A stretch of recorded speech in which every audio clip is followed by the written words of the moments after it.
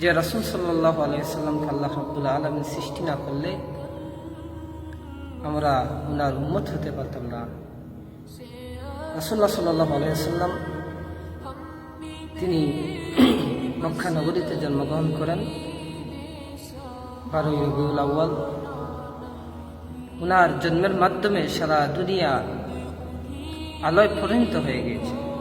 সুবহানাল্লাহ। এজন্য আমরা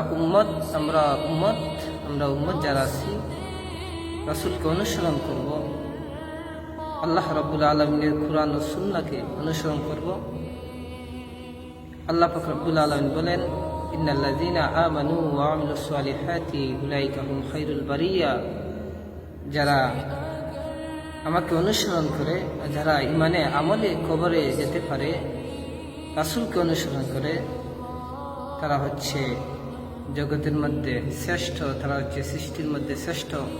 এজন্য আমরা পরকালে যাওয়ার আগেই দুনিয়ার মধ্যে রাসূলকে অনুসরণ করব, ভালো আকীদা অনুসরণ করব, আল্লাহকে অনুসরণ করব।